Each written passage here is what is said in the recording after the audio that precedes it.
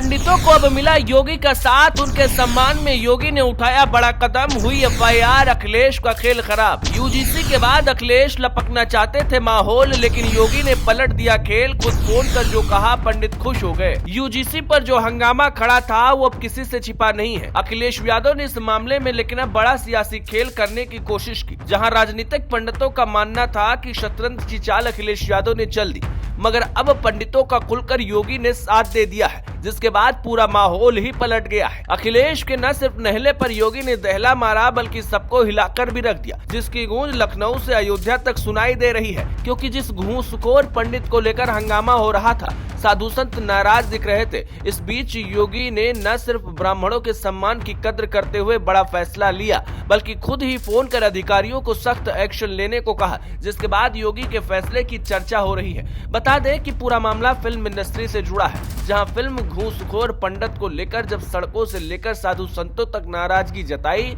तब योगी ने कहा कि मामला तो गलत है। फिर आदेश सीधे ऊपर से आया और लखनऊ के हजरतगंज थाने में एफआईआर दर्ज कर दी गई। योगी का ये कदम सिर्फ एक फिल्म के खिलाफ कार्रवाई नहीं है, बल्कि इसे ब्राह्मण समाज के सम्मान से जोड़कर देखा जा रहा है। लोग कह रहे हैं कि जब भावनाएं आहत हुई तो सरकार ने आंख बंद नहीं की, बल्कि तुरंत कदम उठाया। यही वजह है कि लखनऊ से लेकर अयोध्या तक योगी के फैसले की चर्चा तेज हो गई। बता दें कि इस पूरे घटनाक्रम में सियासी समीकरण भी तेज बदले हैं। यूजीसी के मुद्दे पर जिस तरीके से अखिलेश यादव ने पंडित समाज को साधने की कोशिश की थी, उसी जमीन पर योगी ने सीधा वार कर दिया। एफआईआर के बाद संदेश गया कि सम्मान के मुद्दे पर सरकार किसी से दबाव में नहीं है। ब्राह्मण समाज के लोग कह रहे हैं कि पहली बार किसी सरकार ने ओटीटी कंटेंट पर ब्राह्मणों के लिए इस तरीके की सख्ती दिखाई है। साधु संतों की नाराजगी भी अब कुछ हद तक थमती नजर आ रही है। विपक्ष के लिए परेशानी ये है कि जिस मुद्दे को लेकर सरकार को घेरने की तैयारी थी, वही मुद्दा अब योगी के पक्ष में दिख रहा है। यही वजह है कि सियासी गलियारे में कहा जा रहा है कि खेल पूरी तरह पलट गया है।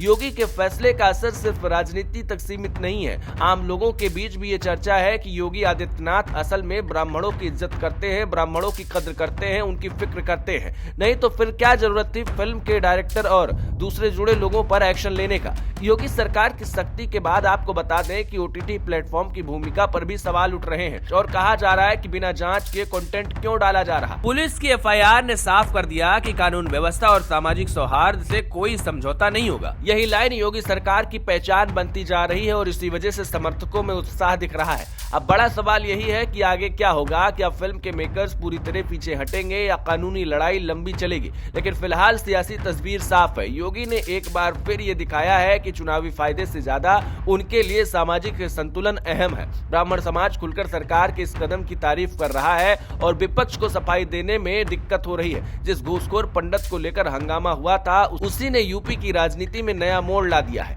अब आने वाले दिनों में ये मुद्दा और गर्म होगा, लेकिन इतना तो साफ है कि योगी आदित्यनाथ ब्राह्मणों के साथ खुलकर खड़े नजर आए हैं। ना उत्तर प्रदेश के लिए आशीष शुक्ला की रिपोर्ट।